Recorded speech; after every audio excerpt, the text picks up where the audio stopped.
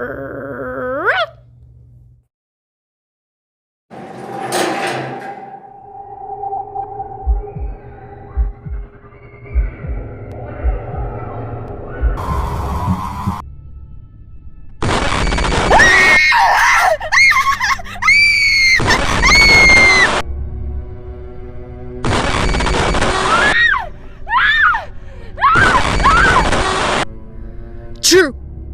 Nervous. Very, very jetfully nervous I had been and am. But why will you say that I am mad? The deceased had sharpened my senses, not destroyed, not dulled them. Above all was the sense of hearing acute. I heard all things in the heaven and in the earth. I heard many things in hell. How, then, am I mad? Hearken and observe how healthily, how calmly I can tell you the whole story. It is impossible to say how first the idea entered my brain, but once conceived, it haunted me day and night. Object, there was none. Passion, there was none. I loved the old little pup. She had never wronged me. She had never given me insult. For her gold I had no desire. I think it was her eye. Yes, it was this. One of her eyes resembled that of a monstrous wolf, a dark, black hole eye following my every move. When I felt it upon me, my blood ran cold, and so by degrees. Very gradually, I made up my mind to take the life of the old little pup, and thus rid myself of the eye forever. Now this is the point. You fancy me mad. Mad woman know nothing. But you should have seen me. You should have seen how wisely I proceeded, with what caution, with what foresight, with what dissimulation I went to work. I was never kinder to the old little pup than during the whole week before I killed her. And every night, about midnight, I turned the latch of her door and opened it. Oh, so gently. And then, when I made an opening sufficient for my head, I put in a lantern, still closed so there would be no bright light. And then I thrust in my head. Oh, you would have laughed to see how cunningly I thrust it in. I moved it slowly, very, very slowly, so that I might not disturb the old little pup's sleep. It took me an hour to place my whole head within the opening, so far that I could see her as she lay upon her bed. Ha! Would a mad woman have been so wise as this? And then, when my head was well in the room, and I could see how deep in sleep the old little pup was, I slowly started to open the lantern cautiously. Oh, so cautiously. Cautiously to not hear the light click on. I opened it just enough so that a single thin ray fell upon the monstrous wolf eye. And this I did for 7 long nights, every night, just at midnight. But I found the eye always closed, and so it was impossible to do the work, for it was not the old little pup who vexed me, but her evil eye. And every morning when the day broke, I went boldly into the chamber and spoke courageously to her, calling her by name in a hearty tone and inquiring how she passed the night.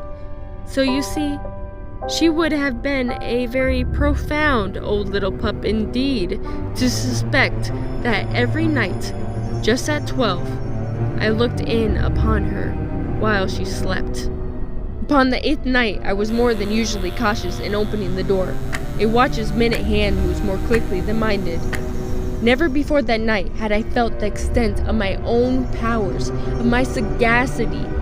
I could scarcely contain my feelings of triumph. To think that there I was, opening the door, little by little, and she not even to dream of my secret deeds or thoughts.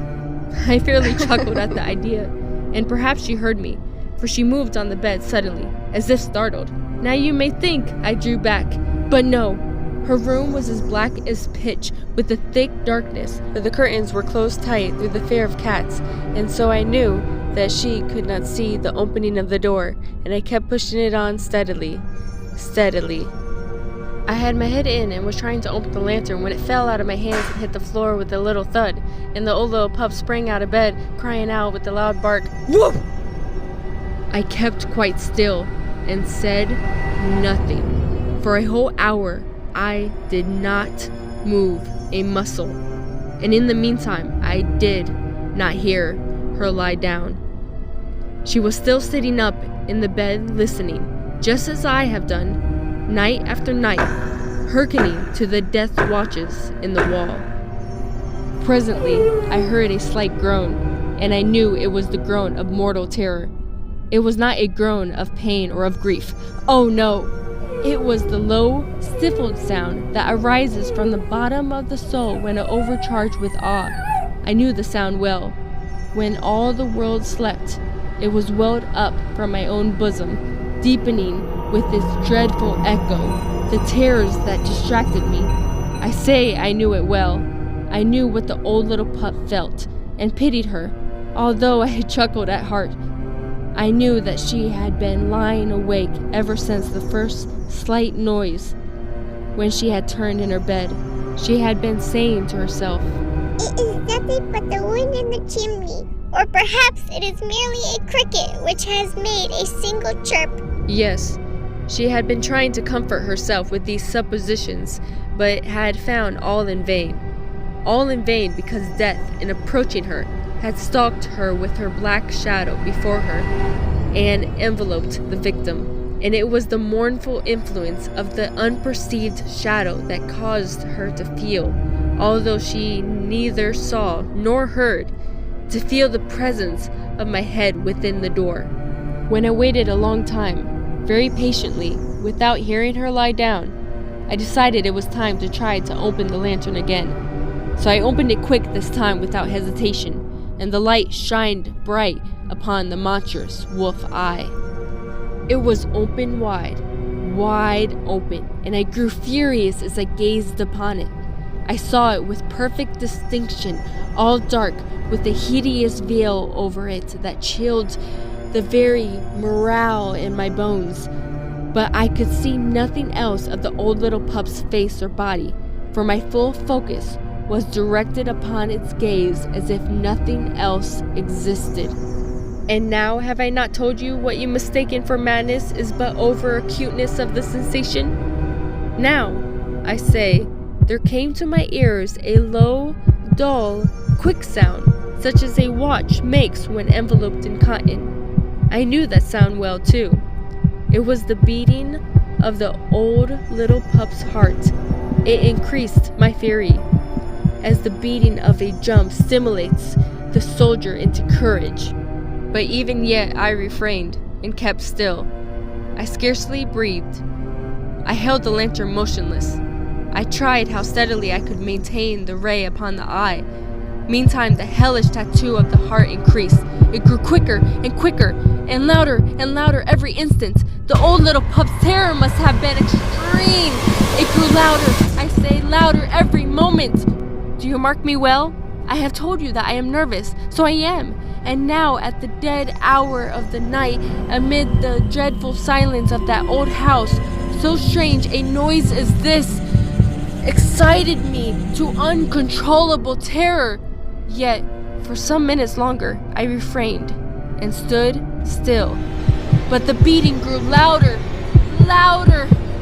I thought the heart must burst, and now a new anxiety seized me. The sound would be heard by a neighbor. The old little pup's hour had come.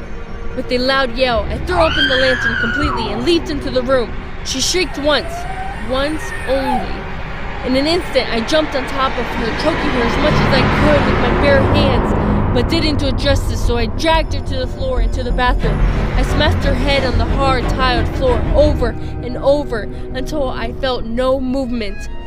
I then smiled gaily to find the deed so far done. But for many minutes, the heart beat on with a muffled sound. This did not vex me, for it would not be heard through the wall. However, I needed to make sure it ceased. So I went to the kitchen and grabbed the biggest knife I could find. Went back to the old little pup's body that laid there still.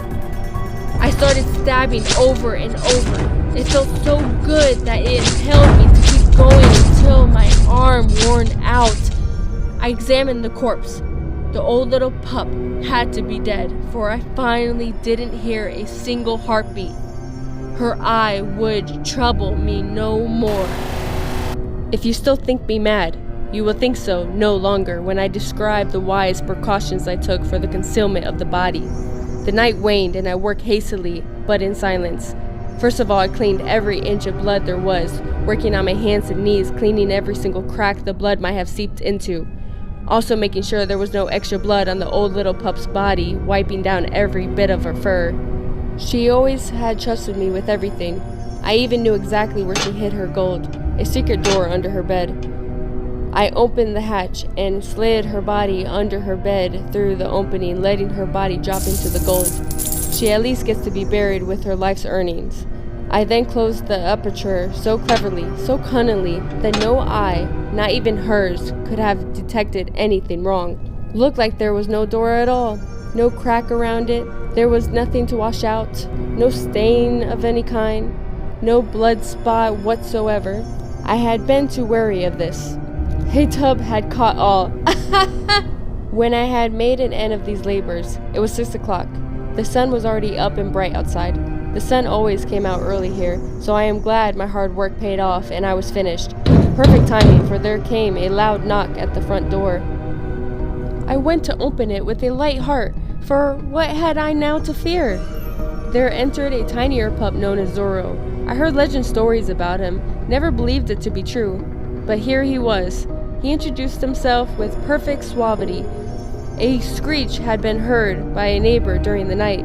Suspicion of foul play had been aroused, so someone sent the mighty Zorro hero to check out the premises. I smiled, for what had I to fear? I bade the tiny pup welcome. The shriek, I said, was my own in a dream. The old little pup, I mentioned, was absent in the country. I took my visitor all over the house. I bade him search well. I led him at length to her chamber. The old little pup had another stash of gold hidden in the closet, so I showed him her treasures, secure, undisturbed. In the enthusiasm of my confidence, I convinced him to get in the massage chair, desiring him to rest here from his fatigues, while I brought him a nice meal to enjoy. In the wild audacity of my perfect triumph, sat on the bed right above the very spot beneath which reposed the corpse of the victim. Zorro was satisfied. My manner had convinced him. I was singularly at ease. He sat, and while I answered cheerfully, he chatted of familiar things. But ere long, I felt myself getting pale and wished him gone. My head ached, and I fancied a ringing in my ears. But still he sat, and still chatted. The ringing became more distinct. It continued and became even more distinct. I talked more freely to get rid of the feeling, but it continued and gained definitiveness until at length I found that the noise was not within my ears. No doubt, I now grew very pale and wondered if he could see the sweat dripping down my face. I talked more fluently and with a heightened voice, yet the sound increased, and what could I do? It was a low, dull, quick sound, much as a sound as a watch makes when enveloped in cotton. I gasped for breath, and yet the tiny pup heard it not. I talked more vehemently, but the noise steadily increased. I rose and argued about trifles in a high key and with violent gesticulations, but the noise steadily increased. Why would he just leave and be gone? I paced the floor to and fro with heavy strides, as if excited to fury by the observation of the tiny pup, but the noise kept steadily increasing. Oh, God, what could I do? I foamed, I raved, I swore. It grew louder, louder, louder, and yet still the tiny pup chatted pleasantly and smiled. Was it possible he heard not? Almighty God! No, no! He heard, he suspected, he knew. He was making a mockery of my horror. This I thought, and this I think. But anything was better than this agony. Anything was more tolerable than this derision. I could bear his hypocritical smile no longer. I felt that I must scream or die. And now again, hark! Louder, louder, louder, louder! Villains! I screeched. Dissemble me no more. I admit the deed. Tear up the carpet under the bed. Here, here. It is the beating of her hideous heart. The tiny pup, I swore, flew, attacking me to the floor, scratching and biting my face, but something still made me want to run away from all of this. So as soon as I got free, I ran with all my might, heading to the front door to be off to freedom, but the front door swung open. Then 2 huge, scary police dogs came rushing in, coming right at me, pushing me down hard, pinning me to the floor where I couldn't move a muscle. They got me! They got me! So you see, everything I did to rid myself of the evil eye, I would have gotten away with it if it wasn't for my stupid, guilty conscience. But even though now I know I will be trapped here forever, at least I will never ever have to see that evil eye ever again. Huh? What? This can't be! But how? You thought you could get rid of me that easy? You should have thought again. For now, I get to come here every day to see you trapped, unmovable, so I can look you straight in the eyes and haunt you with my evil eye forever and ever and ever and ever and ever.